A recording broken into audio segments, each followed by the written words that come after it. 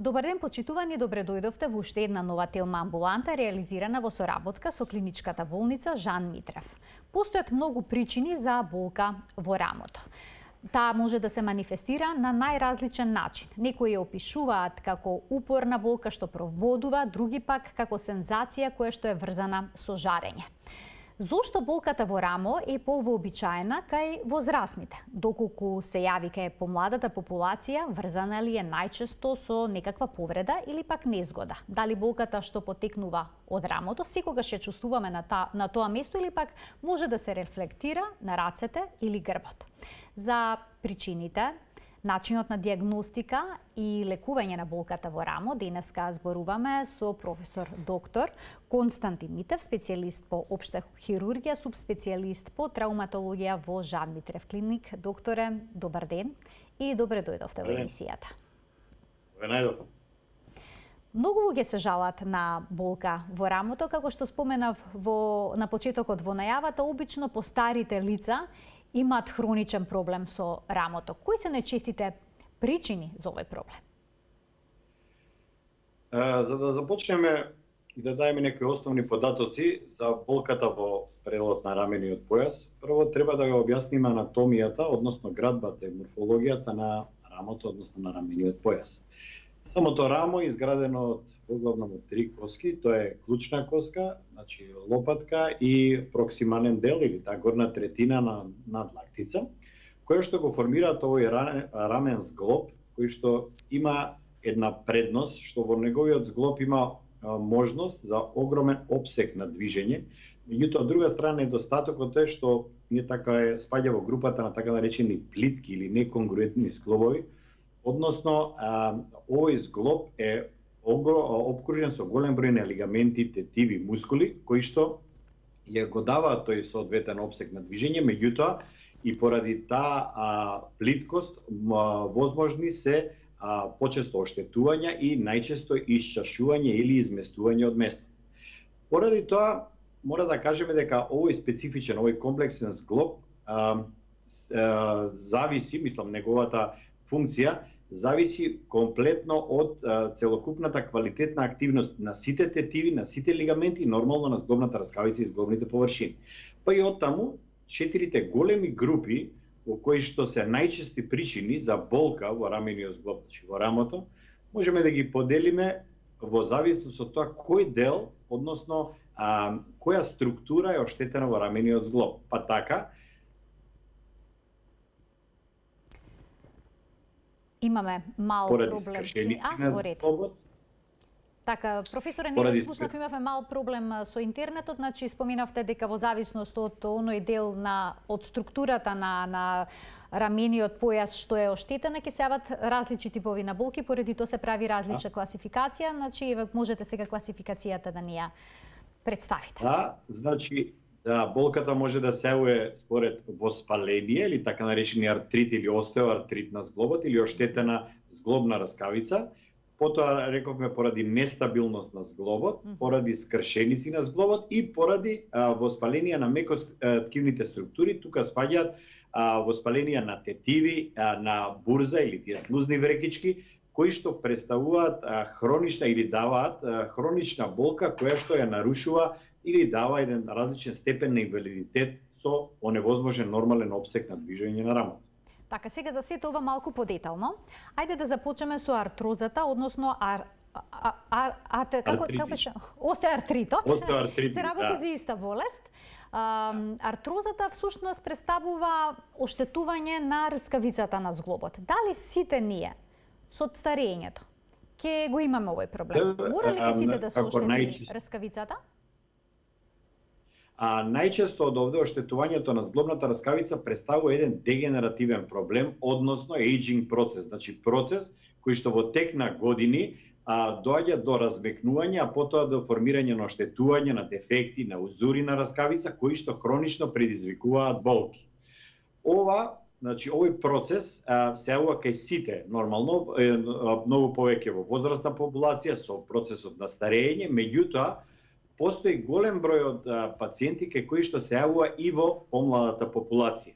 се смета дека е тоа поврзано и со голем број на микротрауми, односно најчесто пример кај спортисти кои што се многу активни ракометари, бейсбол играчи, фрлачи на копји и така натаму, кои што го амортизираат рамото, односно доведуваат до оштетување хронично, континуирано од предизвикано тие репетирачки микротрауми, или рековме од овде како во склоп на хормонски промени, во склоп на несоодветна активност и така натаму, сето тоа доведува до оштетување на зглобна раскавица, кое што кај пациентите прво се чувствува така наречено крцкање или крепитации, па потоа со појава на болки, кај некои други се манифестира со оток или со вкочанетост на рамото. Значи сите тие предизвикуваат на крајот да пациентот сам се доведува да си го намалува сам обсегот на движење и уште повеќе ја влошува функцијата на мускулите на тетивите, кои што ја губат својата квалитетна функција и доведува до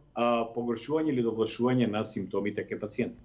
Во кој дел од денот обично се јавува вкочанетост на зглобот и како точно изгледа болката предизвикана од оваа болест? Да, болката најчесто од овде се јавува како остра болка, која што се јавува при посебно движење во рамото. Тоа најчесто представува абдукција или оддалечување на надлактицата од телото, и тоа над 90 степени, потоа внатрешна и надворешна ротација при пробување да се фатат двете раце позади глава или позади половина и така натаму, се осеќа една јака остра болка која што веднаш го враќа веднаш го алармира пациентот да се ја врати во нормална неутрална положба рамото. Меѓутоа, покрај тоа постојат и ноќни болки кои што се јавуваат кај пациенти, нели многу често и така наречено смрзнато рамо, кое што поради таа дегенерација на капсула или така наречен воспаление адхезивен капсулит, се јавува толку влошување на симптомите да пациентот буквално не може да го мрдне, да ја мрдне раката и рамото во ниедна позиција, и дури при лежење на рамото се јавува таа болка која што тишти и не му дозволува ни да заспие, ни да се сврти ноќе, мора да пие антиинфламаторни аналгетици, меѓутоа некогаш и тие не успеваат да ја смират болката. Поради тој најчесто пациентите се јавуваат кај нас за овој тип на проблем со рамото. А колку често оние кои што имаат артроза страдат и од шилци, односно од едни израстоци на зглобот?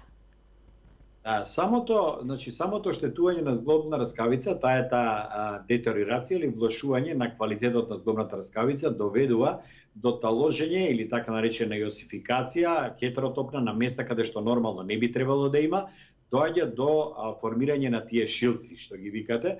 Основата на сите тие служи лошо распоредување на коскената маса, односно најчесто тоа се јавуваат на припои на тетиви, на зглобни капсули, на места каде што организмот сам се труди да си заштити или да го имобилизира местото што е болно, и поради тоа се губи еластичноста и се доведува до појава на така наречени калцификати или калцифицирачки структури, кои што на рентген, дури на обичен рентген се визуализираат и нормално предизвикуваат оштетување и болка при соодветни движења во рамениот појас.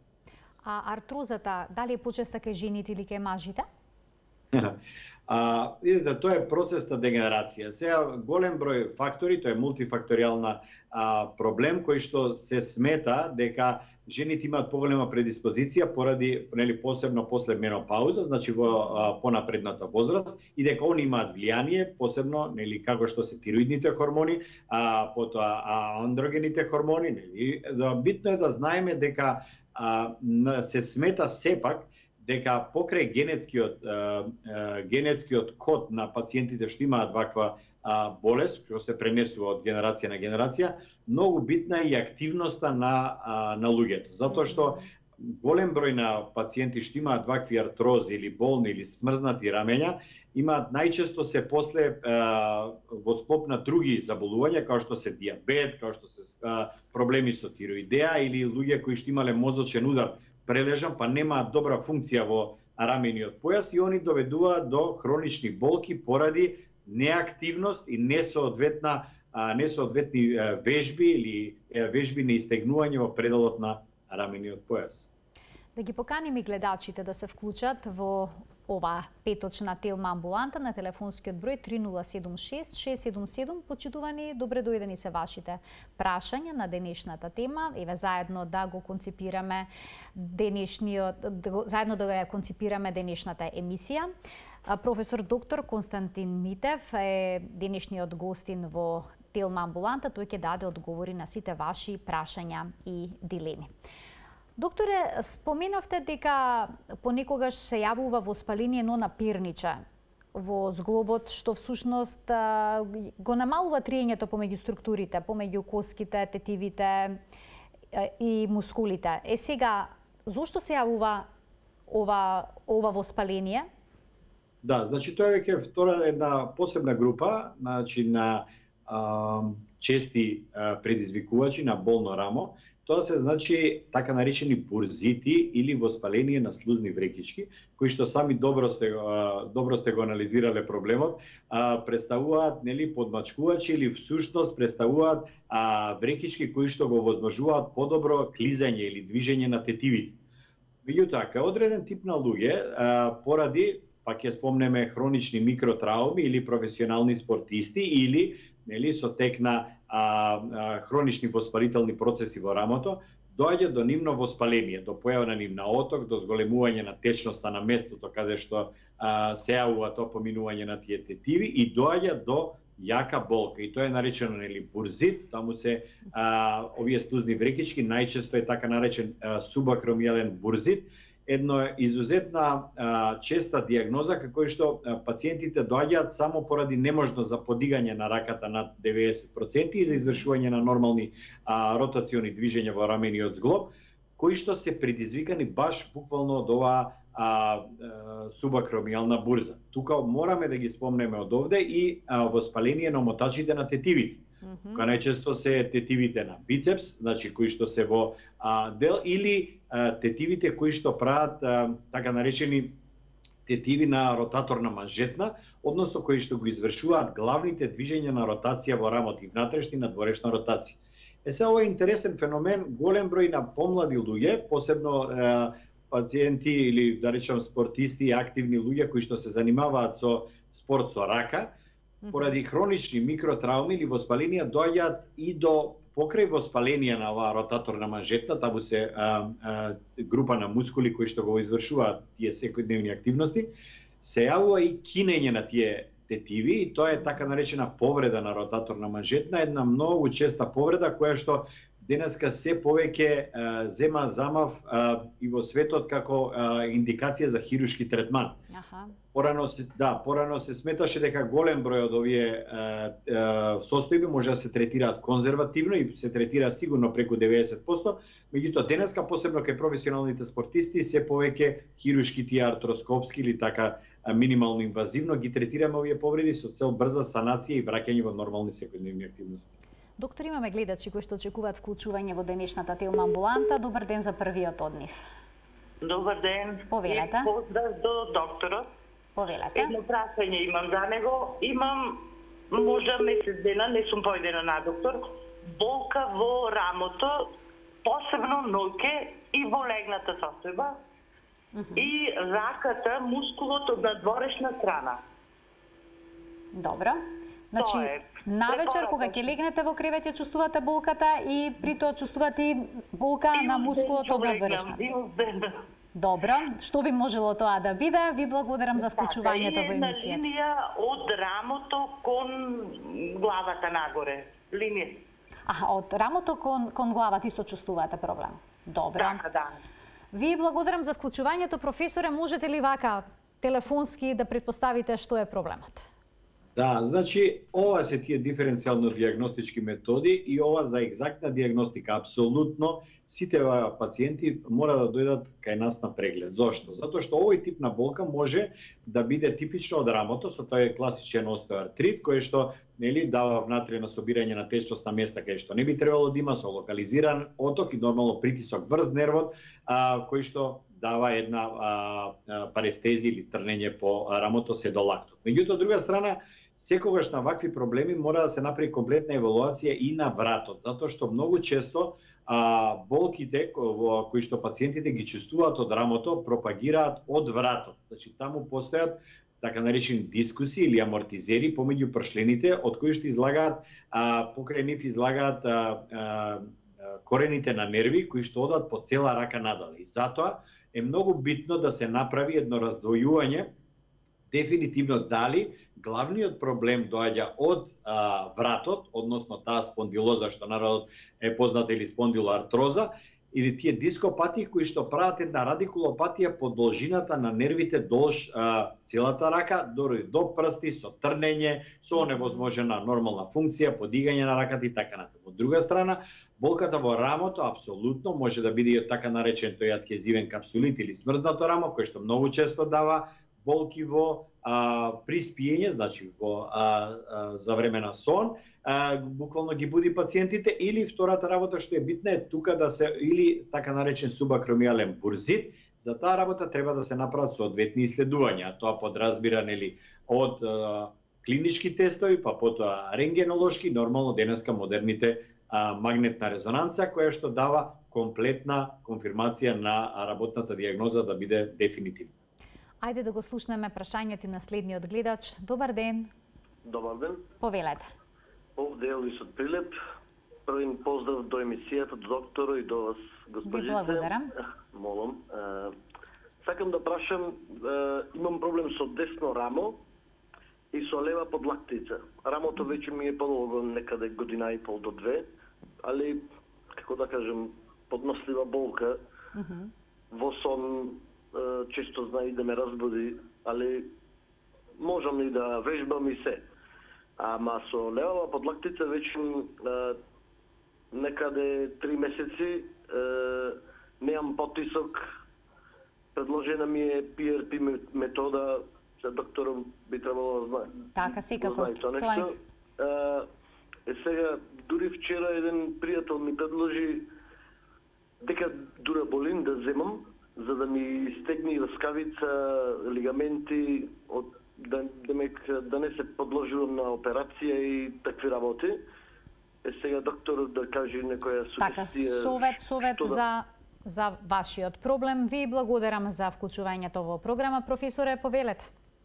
Да, значи гледате колку е ова честа патологија, меѓутоа одма ќе напоменам сега, ве молам да не се обраќате до пријатели, до познаници да ви даваат лекови или Google или интернет медицина. Сепак има огромен број овде на стручен медицински персонал во оваа држава кој што апсолутно прво, значи да направите една консултација или едно мислење, прво направите соодветен медицински преглед кај стручно лице од таа област со цел да не лутате. Значи голем број од пациенти кај нас еве доаѓаат, пијат по некои десетина препарати од комши, од полжави, од слуштале од масти, мачкаат и сето тој, кога ќе дојдат кај нас имаше неколку од нив дојдени со буквално изгореници од што све има ставано врз рамото. Затоа би ги замолил, значи да го искористат тоа тие пријатели све за да отидат заедно на лекар, значи на стручно лице, за да овие проблеми се решат, нели, а потоа понатамошното лекување да биде секогаш во содейство со лекарот, дали ќе биде прво специјалистот, па потоа да продолжи соматичен или само ќе продолжи во специјалисти од соодветна област. Битно е да нагласам дека овие болки, затоа што може да бидат од различно потекло и затоа дали е лева подлактица, па десно рамо, значи дали е поврзано со вратниот или се некои комплексни болести во склоп на други хронични заболувања, значи може да бидат од невропатии, може ќе треба да се прават електромиографии со цел на комплетно исследување на преносот на нервните импулси од вратот кон шаката, така да би ги замолил сите да не е ништо страшно, значи да се помине прво на лекар, да се побара соодветно мислење, ако треба, ако не се задоволни, може да идат на второ мислење, меѓутоа тоа да бидат само од стручни луѓе, да не почнат да пијат лекови на своја рака. Имаме уште еден гледач, ако не се лажам. Добар ден. Добар ден. Повелете. Поздрав, имам едно прашање. Синот на 44 години после ковид прележан, COVID-19 доби болки во рамото. И то повеќе кога го оптеретуваше, кога требаше нешто да покрине некој товар поголем или и почна со физички вежби, се повраќаше и одеше на подобро. Али се уште не е многу подобро, али се уште не е она како што треба да биде. Дали е то последица на ковидо и што треба да се преземи понатаму. Така. Добро, ви благодарам за прашањето, професоре, повелете. Да, ова е соодветно прашање и тука, значи, во денешно време голем број на пациенти ни доаѓаат со коскено-зглобни проблеми после прележан ковид. Значи, на жалост, ковидот е еден страшен вирус кој што буквално делува на сите системи, апсолутно еден од тие кои што е афектиран многу често представува коскено-зглобниот состав. Кај нас пациентите доаѓаат и со болки многу често во рамо, во колена, во скочни зглобови, со отоци, црвенила, кои што апсолутно немаат никаква друга поврзаност освен пост-ковид синдром. Сега, зашто е тоа така? Да кажеме дека вирусите и воопшто и бактериите многу често имаат афинитет према таа зглобна мембрана, да даваат воспаление на таа синовијална мембрана и да даваат оток и болка со ограничување на опсегот на движење. Треба да знаете дека овие проблеми траат долго време. Ние имаме овде пациенти 6, 8 недели, 3 месеца, кои што се уште не може да излезат од овие така наречени пост-ковид симптоми во делот на коскено-зглобната патологија.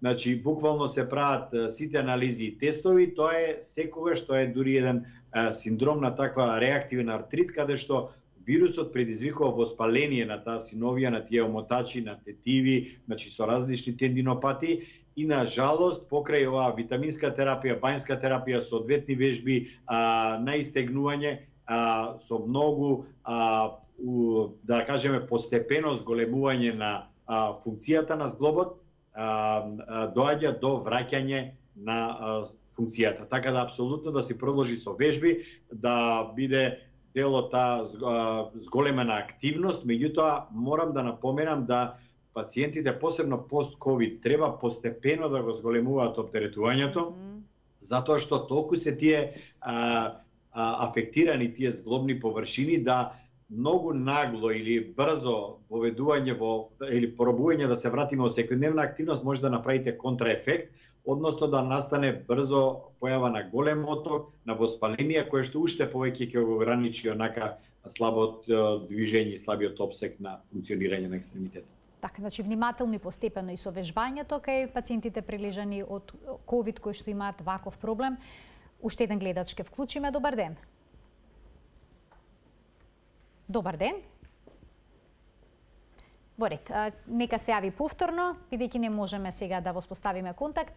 Доктор, ајде да проговориме за повредите кои што се поврзани со рамото и болката потоа што се јавува на тоа место. Што доколку паднеме на исправена рака, каква повреда може да предизвикаме кај рамото и болката, како би изгледала во тој случај? Да, значи, травматските повреди на рамениот појас потекнуваат генерално од две сили, од дејство на директна сила, тоа е директен удар врз рамото, значи тоа е најчесто при физички пресмети или пад директно на рамо, или второто е, како што го напомнавте вие, преку дејство на индиректна сила, кога паѓате на шака или на подлактица и потоа со преносна сила доаѓа до афектирање во предел на рамениот зглоб. Тука секогаш можеме да ги поделиме на два типа, тоа едното представуваат мекоткивни повреди, тука спаѓаат значи на лигаменти, на тетиви, на делот од зглобната капсула, или второто е на коскените структури. На коскените структури има една специфика, тоа е почесто се јавуваат во напредната возраст, над 45 годишна возраст, поради густината на коскената структура во проксималниот дел на надлактицата. Најчесто доаѓате пациенти во женска популација, баш повторно ќе го напоменеме после менопауза, значи поради губење, значи поради појава на остеопороза во тој дел, и таа исто представува една многу честа остеопорозична скршеница, и пациентите нормално се јавуваат со болка, оток и се гледа видлив деформитет и нормално се ограничени функциите во предел на рамото.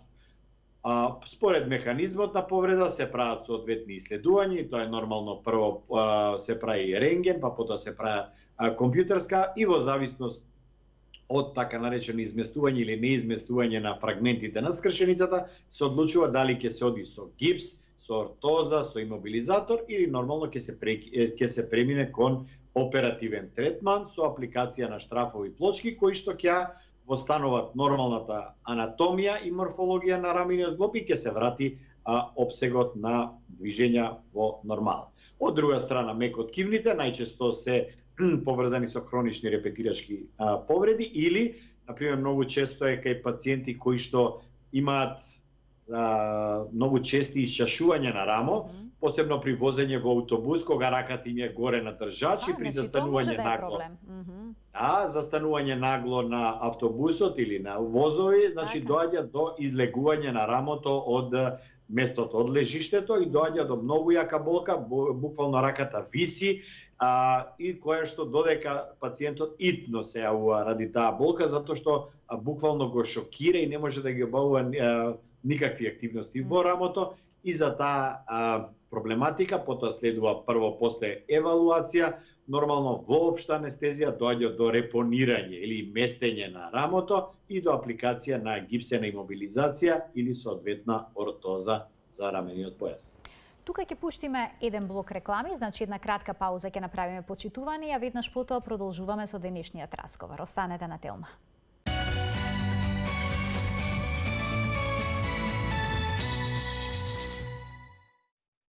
Со професор доктор Константин Митев, специјалист по општа хирургија, субспецијалист по травматологија во Жан Митрев клиник, денеска зборуваме за болката во рамо, причините за нејзина појава, потоа начинот на дијагностика и лекување. Но пред да преминеме на нестабилноста на рамото, да го вклучиме гледачот кој што малку почека. Добар ден за него. Повторно јас што се јавив, што доктор одговори дека сум модел по што викаме по пријатели. Сакав не напоменав претходно, значи 3 месеци се занимавам од доктор на доктор. Секој ми рече, ајде немаш гајле од вежбањето тие, ќе ти помени. И единствено што ми е предложена PRP метода. Добро, еве сега за PRP методата ќе слушнете. Ви благодарам за вклучувањето. Докторе, може ли еве да ја појасниме PRP методата, бидејќи многу добиваат совет да направат токму таква интервенција? Тоа е плазма богата со тромбоцити, која што се добива од крвта на пациентот. Каква улога има овој третман кај пациентите со болка во зглобовите воопшто, а еве сега болки во рамото? Да, PRP е една револуционерна метода, започната е да се користи пред 10 години. Кај нас во нашата установа, значи почнавме да ја користиме буквално на сите места каде што имаме оштетување на коскено-зглобните структури и најчесто и во репарација на мекоткивните структури. PRP методата е едноставна метода, брза за изведување. Се изведува на тој начин што се зима околу 15 мл венска крв од пациентот, потоа со посебни методи на центрифугирање се вади 5 до 6 мл плазма, која што ја рековте добро богата со тромбоцити. Основната поента на оваа плазма е всушност подразбира биолошка регенерација и репарација на зглобните структури. Што тоа значи? Тоа значи дека самата плазма внатре содржи голем број на фактори на раст, содржи голем број на така наречени трансформирачки фактори, односно голем број на квалитетни нови клетки кои што кои ќе влезат во местото каде што е оштетено, се формираат соодветни клетки од тој тип, од тоа ткиво што е оштетено. Значи, дали е раскавично, дали е мускулно, дали е коскено и така натаму. Ова метода е револуционерна од неколку аспекта. Прво, затоа што е прво биолошка, затоа што не се користат никакви хемиски додатоци или препарати. Второ е антиалергиска. Многу е значајно затоа што немаме тоа и така наречена аутотрансплантација, затоа што потекнува од самиот пациент и не предизвикува никакви можности за отфрлање или за некакви алергиски реакции. Третата работа е минимално инвазивна, затоа што се аплицира најчесто перкутано или преку игла. Се можеме да биде водена и под рентген, и под ехо и да биде соодветно аплицирана таму каде што е неопходно и каде што е најголем потенцијалот за да оваа плазма ги оствари своите крајни ефекти, односно комплетна регенерација и репарација.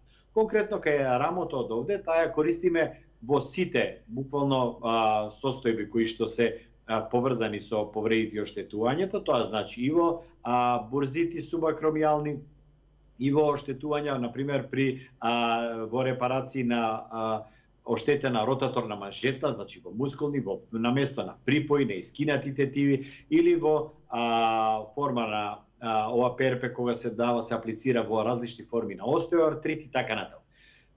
Предност на ова ПРП, значи покрај овие предности, треба да знаеме дека на жалост не можат сите проблеми да се решат со ова ПРП, иако се надеваме сегде по светот на нашите буквално симпозиуми и конгреси, се труди, целиот свет се труди да сите методи се базирани буквално на оваа биологија, на биолошка репарација. Значи да не потекнува со ставање на страни тела или страни хемиски препарати, него да се користи човековото тело. Меѓутоа, ограничувањата се сепак, барем од нашите искуства, дека најчесто овие помагаат негде до 55-60 годишна возраст, значи понатаму веќе и квалитетот на плазмата и на тие богати овие фактори на раст не се исти како кај млади пациенти, што значи дека сепак и таму има сепак некој лимит, некој ограничување за аплицирање на оваа плазма богата. Доволно е само еднаш да се аплицира плазмата богата со пробоците за да се реши проблемот или се повторува постапката? Најчесто зависи од степенот на оштетување. Во принцип, правилната употреба е негде 3 до 5 пати апликација на ПРП во период на секој 7 до 10 дена.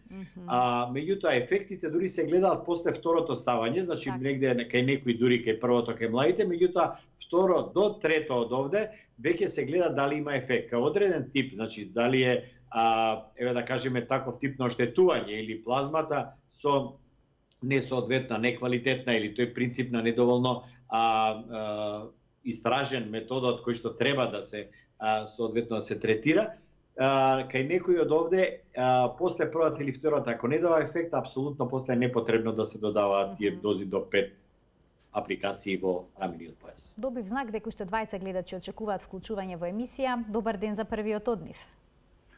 Ало. Повелете. Добар ден. Добар ден. Гледате Скопје. Така. На 64 годишна возраст сум. Добра. И од јануар месец оваа година имам болки, ама тоа по моја вина, мислам повреда на рамо, гаражата врата со рамо ја турка, беше заглавена, мислам од моја вина. Во март месец отидов кај Петков таму. Така, сте биле на лекар? На лекар снимано, вика нема ништо, вика болки ки имаш. Мислам ми даде некои лекови за болки, но од 9-10 месеци навечер јаки болки, како се кажа докторот, не можам да ја дигнам така до 90 степени, мислам ова. Раката? Не знам што да раката и стварно, не знам што да правам, многу болки. Така, и понатаму го имате проблемот кој што ви го нарушува квалитетот на живот. Ви благодарам за вклучување во телмамбуланта. Професоре, можевте да го слушнете прашањето? Да, значи, еве, тоа е тоа што го збориме, кога станува збор за травматска природа. Прво да расчистиме од овде некои работи. Значи, диагностиката од овде покрај клиничкиот преглед содржи клинички тестови, анамнеза, механизам на повредување и така натаму.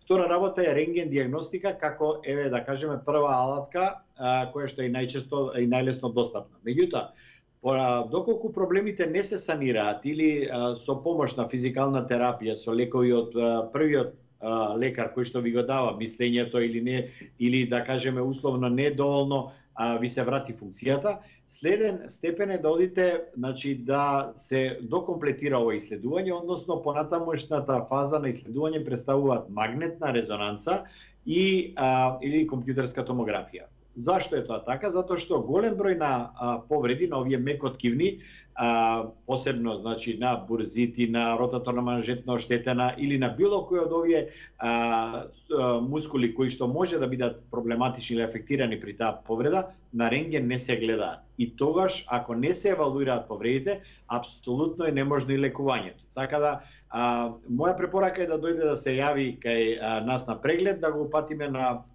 доисследување, значи покрај ехо или ултразвук, да го пратиме и на магнетна резонанца, да комплетно да ја завршиме диагностиката и потоа да биде соодветно лекување. Ајде да го слушаме прашањето на следниот гледач. Добар ден. Добар ден. Ево уште една можност, уште една шанса. Добар ден за него. Нека се јави повторно подоцна. Докторе, најавив дека ќе проговориме и за нестабилноста на рамото. Кои причини доведуваат до ваков проблем? И дали се проследени, дали е проследена нестабилноста на рамото со некаква болка? Да.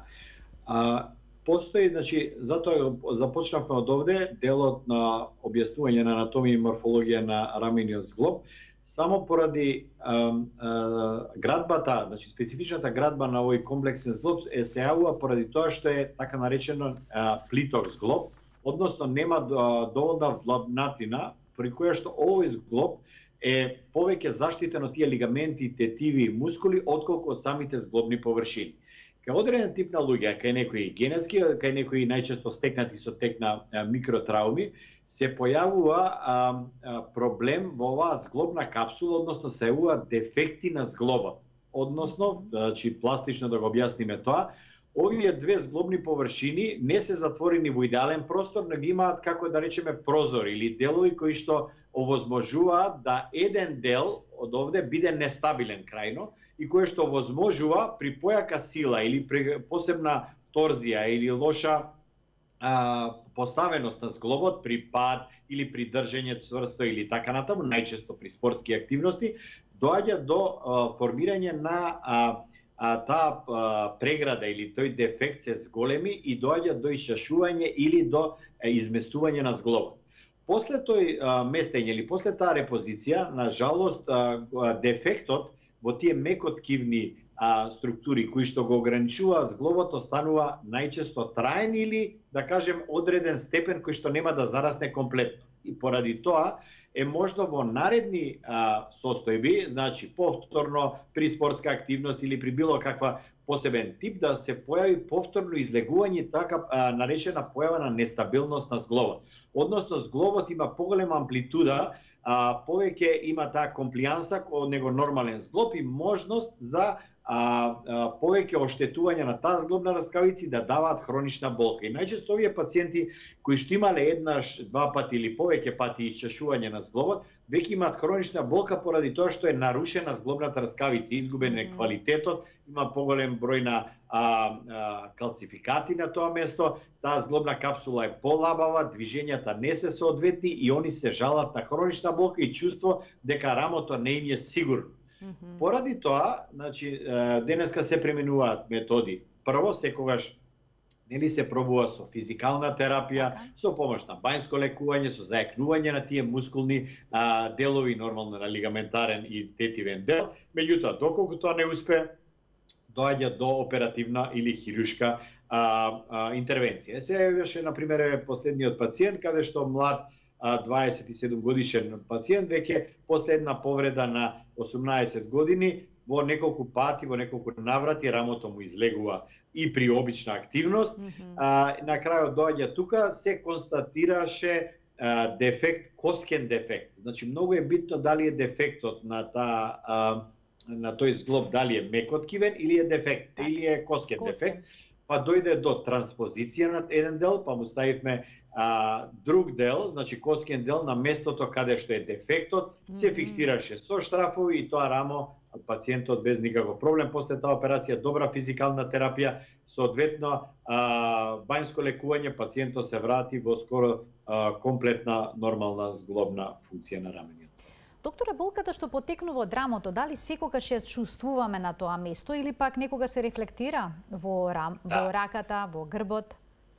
Тоа е тоа што треба да знаеме секогаш, дека голем број од овде на болки во рамо се пропагирани од некое друго место или па самата болка во рамо ирадира или така наречена преносна болка кон друго место. Тоа е заради големиот број на нервни завршетоци кои што поминуваат тука и кои што може да пропагираат буквално по должина на раката, може да до прсти, може да биде према главата, може да, пак ќе повторам од овде, може да било дело од вратот, кое што при притисок и при таа радикулопатија се афектира во рамото, а уствари рамото е само последица или каде што болката ја чувствуваме, а главните проблеми се во вратниот рбет.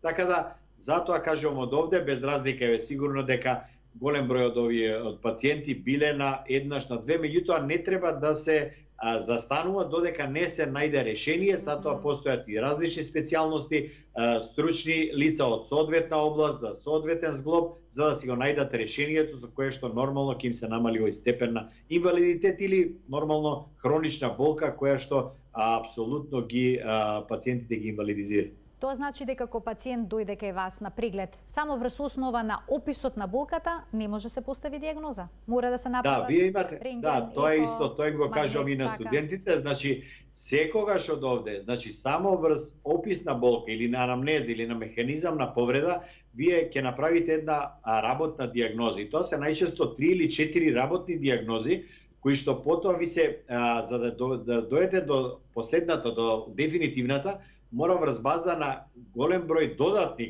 методи, како што се најчести ултразвук, рентген, соодветни магнетна резонанца, компјутер или така натаму, или нормално неуролошки тестови, да се открие и да се дојде до таа дефинитивна диагноза која што на крајот ќе може да ја третирате соодветно и нормално ќе има бенефит пациент. Така. И потоа врз основа на поставената диагноза се пристапува кон соодветно лекување. Докторе, кај кои пациенти применувате артроскопија?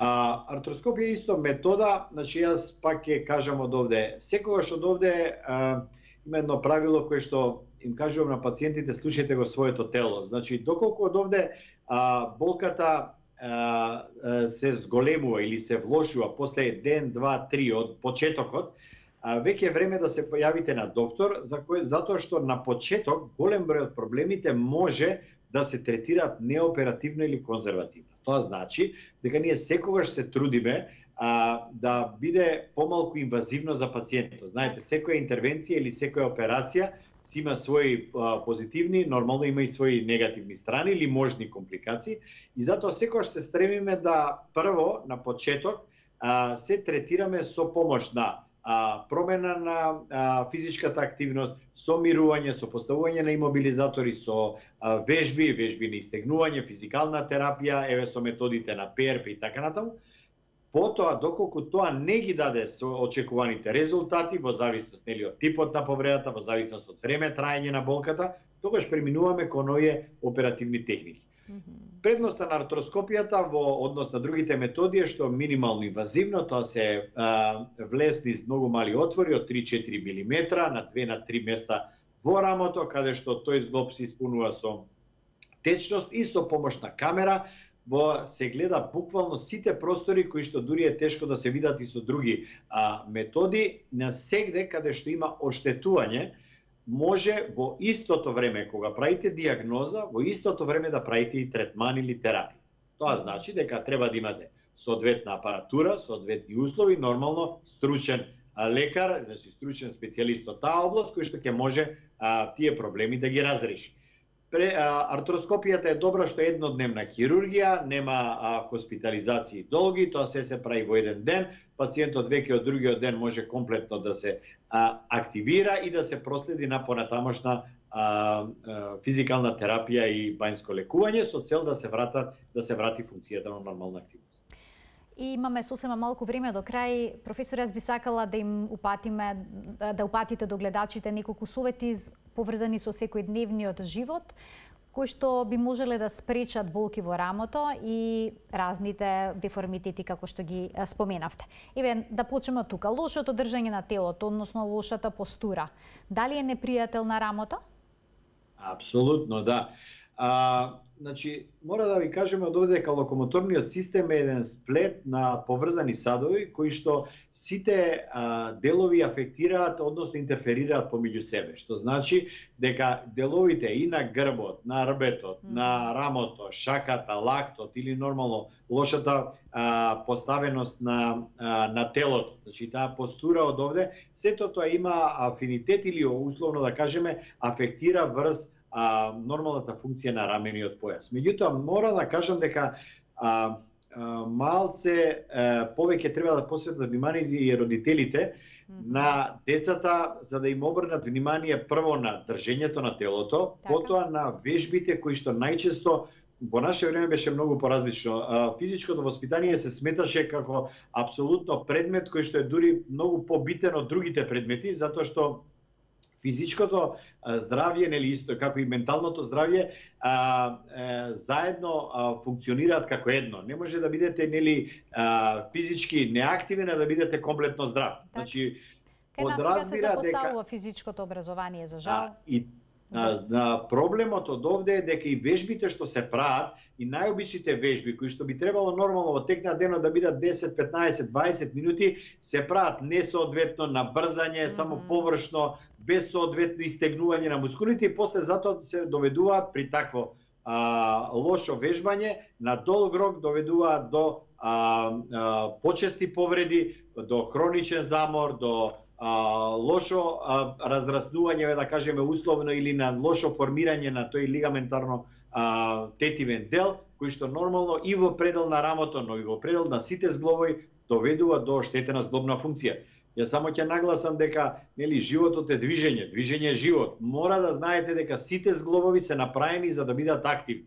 И секогаш, барем пациентите што доаѓаат кај мене, ја го препорачувам пливањето како спорт кој што е единствен, кој што ги активира сите зглобови. Значи, тоа е таа можност, затоа и на сите им апелирам, доколку се во можност еднаш или два пати неделно во текот на целата година додат на пливање, за да можат како грбната мускулатура, рамениот појас, колена и сите зглобови да бидат апсолутно во комплетна зглобна функција и нормално тоа ќе доведе прво до поспоро оштетување, не можеме ние да го запреме процесот на ејджинг или старење, меѓутоа можеме да предизвикаме апсолутно квалитетна активност со квалитетна проприоцепција на зглобовите кои што ќе доведат до одлична зглобна функција и квалитетен живот во возрастот. Кои други спортови се добри за рамениот појас? Велосипедизмот можеби?